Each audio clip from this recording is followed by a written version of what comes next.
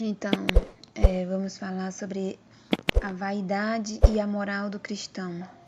Então disse Jacó à sua família e a todos os que com ele estavam: Lançai fora os deuses estranhos que há no meio de vós. Purificai-vos e mudai as vossas vestes. Entregaram, pois, a Jacó todos os deuses estranhos que tinham nas mãos e as arrecadas que pendiam das suas orelhas. E Jacó os escondeu debaixo do carvalho que está junto a Sequim. Gênesis capítulo 35, versículo 2 a 4. A vaidade atrapalha e afasta o homem de Deus. Normalmente ela surge em pequenos sinais, mas logo se torna poderosa. Através dela, o homem adora coisas fúteis, investe valores, passa a amar coisas terrenas e a si mesmo mais que a Deus. O objetivo da vaidade é fazer com que a pessoa se sinta bem, bonita, interessante, atraente e importante aos seus próprios olhos e aos olhos humanos em geral. Assim, passa a investir numa conduta ditada pelos ímpios, ferindo a vontade de Deus. Não ameis o mundo, nem o que há no mundo. Se alguém ama o mundo, o amor do Pai não está nele. 1 João capítulo 2, versículo 15. Este é um tema essencial para o conhecimento do cristão que deseja a salvação.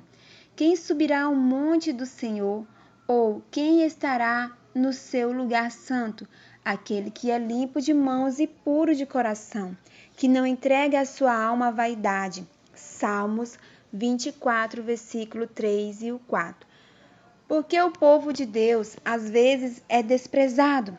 Isaías capítulo 3, versículo 9. Isaías capítulo 3, versículo 14. Quem o Senhor vai julgar e por quê?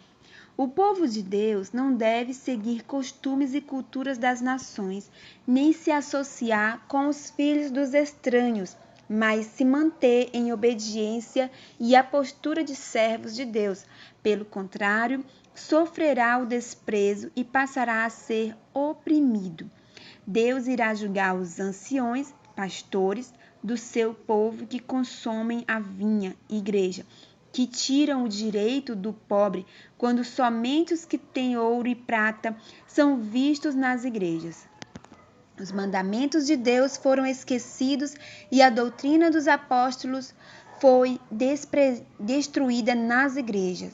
E assim entraram no inevitável declínio espiritual, um caminho quase sem volta.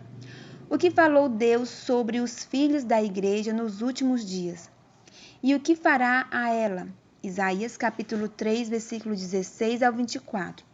Deus diz que as mulheres se exaltam, andam de pescoço erguido e têm olhares imprudentes, ou seja, querem ser superiores, independentes, não têm pudor, andam como que vão dançando, requebrando. Então o Senhor fará tinhosa a cabeça dessas mulheres, ou seja, nojenta e repugnante. Deus descobrirá sua nudez e tirará toda a sua vaidade, sua beleza, o cheiro se transformará em fedor. Algumas mulheres da igreja, em meio ao declínio espiritual e moral, são conhecidas pelo apego a joias, modas e beleza externa em geral. São mulheres que não primam pela santidade e pelo amor a Deus. Deus viu que as mulheres se preocupavam em ser belas para despertar a sensualidade. Isto também é notório em nossos dias. Leia 1 Timóteo capítulo 2, versículo 9 ao 15 e responda: quais as recomendações de Paulo às mulheres da Igreja de Deus? Leia Apocalipse, capítulo 16, versículo 15 e responda: além de vigiar, o que deve fazer o servo de Deus? Em Apocalipse, capítulo 2, versículo 20, o Senhor Jesus disse ser contra o anjo da igreja por tolerar Jezabel. O que fez ela e qual era o seu costume? Segundo Reis, capítulo 9, versículo 30 ao 33. Paulo não fez rodeios nas recomendações a Timóteo, que as mulheres se ataviassem, ou seja, se vestissem em traje honesto, com pudor, que não venha a ferir a decência, modéstia e vergonha, mas como convém às mulheres que fazem confissão de servir a Deus. É como disse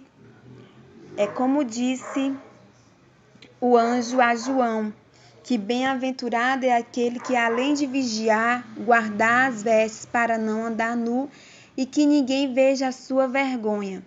O Senhor Jesus viu o anjo da igreja, que é o pastor, de Tiatira, tolerando mulheres com o mesmo costume de Jezabel, mulher que se apresentava como profetisa, a qual ficou sabendo que Jeú viria a Jezreel. Então ela se maquiou em volta dos olhos, pondo sombra, e enfeitou a cabeça e olhou para Jeú pela janela. Como castigo, foi jogada de cima do prédio. Seu sangue salpicou as paredes e os cães comeram sua carne. Reis, capítulo 9, versículo 35 e 36. Algumas irmãs da igreja de Tiatira, para ficarem mais bonitas e atraentes, se espelharam em Jezabel. E quem mais fez como Jezabel? Ezequiel, capítulo 23, versículo 4 ou 5. Aparecem duas irmãs, ambas se entregaram à prostituição. A mais velha era Oalá, a sua irmã Oalibá. Porém, para serem bem vistas pelos homens, se levaram a colorir seus olhos e se enfeitarem.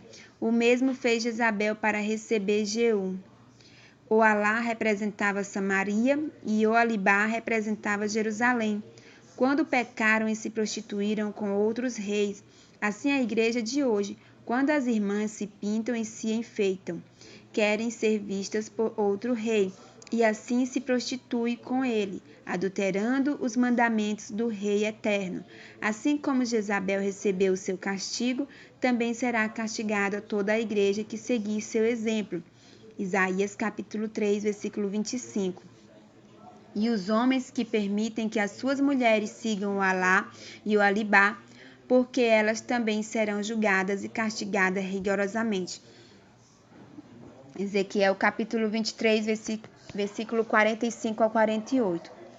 O que outro costume das nações, Deus abomina. Deuteronômio capítulo 22, versículo 5. Como deve ser o cabelo do homem, servo de Deus, e por quê? 1 Coríntios capítulo 11, versículo 14. É certo a mulher ter o cabelo comprido? Por quê? 1 Coríntios capítulo 11, versículo 5. E o versículo 15 e o 16. Leia 1 Coríntios capítulo 11, versículo 14 ao 16 e responda. Segundo Paulo, nas igrejas de Deus, era costume das mulheres deixar os cabelos curtos e os homens cabelos compridos? Leia Cântares capítulo 7, versículo 5 e o capítulo 4 e 1, versículo 1 e responda como Salomão considerava os cabelos da cabeça de sua noiva. Esses cânticos revelam o amor de Cristo pela igreja. Quando em Cântares capítulo 4, versículo 12 diz: Irmã minha, porque a igreja também é minha filha de Deus. Esposa minha, porque a esposa do Cordeiro, jardim fechado.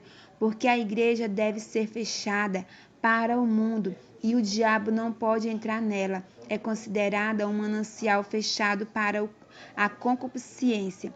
Os cabelos dessa noiva eram como a púrpura, que era um tecido vermelho usado pelos antigos. Observe que em Cântares capítulo 4, versículo 1, Salomão considerou os cabelos de sua noiva como um rebanho de cabras que pastavam no monte de Gileade. Pense e imagine um rebanho de cabras pastando no monte. Assim são os cabelos da cabeça das filhas de Deus. Por esta razão, Paulo diz que os cabelos da mulher serva de Deus devem ser compridos.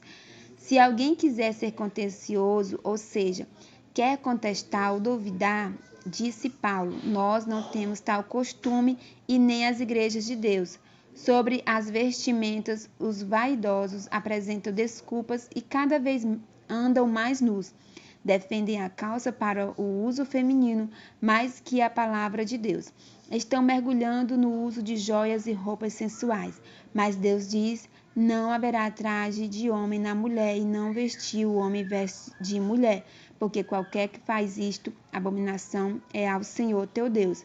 Em Salmo 119, versículo 95, diz: em toda a perfeição vi limites, mas o teu mandamento é amplíssimo. Lendo 1 Pedro capítulo 3, versículos 1 ao 5, encontramos, entre outras recomendações, que os enfeites das mulheres não fossem na compostura das vestes. Uma mulher vestida com decência não apresenta sua sensualidade, como com roupas apertadas, principalmente com tecido de malha ou coto, com roupas transparentes e curtas. Na verdade, a Bíblia abomina esta prática e por isso pessoas assim não têm parte no reino de Deus. Em Gênesis capítulo 35, versículo 1, Deus fala para Jacó fazer um altar. Que pedido fez o patriarca à sua família e à sua igreja? Você obedeceria a Jacó? Gênesis capítulo 35, versículo 2 ao 4, Salmo 101, versículo 7. Jacó pediu para sua família e todo o seu povo se livrarem dos ídolos, se purificarem e mudarem a forma de se vestirem. Pediu também para tirarem as arrecadas das orelhas quando Deus pediu para Jacó lhe fazer um altar. Viu este zelo no patriarca e que ele teria coragem de falar ao povo. Assim o povo poderia adorar a Deus no altar de Jacó e iria levantar a ele. O sábio Salomão diz: enganosa é a graça e vã é a formosura, mas a mulher que teme ao Senhor, essa será louvada. Provérbios capítulo 30, versículo 31.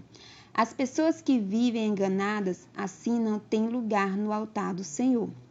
Irmãos, Deus sempre revelou o seu desejo em relação ao seu povo. Sereis para mim santos, porque eu, o Senhor, sou santo, e vos separei dos povos para serdes meus. Levítico, capítulo 20, versículo 26. Por isso vale a pena sermos diferentes dos ímpios. Lembre-se das palavras de Cristo. Eles não são do mundo, como também eu não sou. João, capítulo 17, versículo 16. De novo, dele, do mundo, vos escolhi, por isso o mundo vos odeia. João capítulo 15, versículo 19. Aos que desejam se aparentar com o mundo, o apóstolo Tiago alerta: infiéis, não compreendeis que a amizade do mundo é inimiga de Deus? Aquele, pois, que quer ser amigo do mundo, constitui-se inimigo de Deus. Tiago, capítulo 4, versículo 4. Onde quer que haja uma verdadeira conversão, haverá sempre uma consciência para a separação de tudo o que é mundano e sensual. Como orienta a palavra: abstende-vos de toda espécie de mal, e o próprio Deus de paz vos santifique completamente o vosso espírito, alma e corpo. Sejam plenamente conservados irrepreensíveis para a vinda do nosso Senhor Jesus Cristo. 1 Tessalonicenses, capítulo 5, versículo 21 e o 22. Glória a Deus, aleluia, Jesus.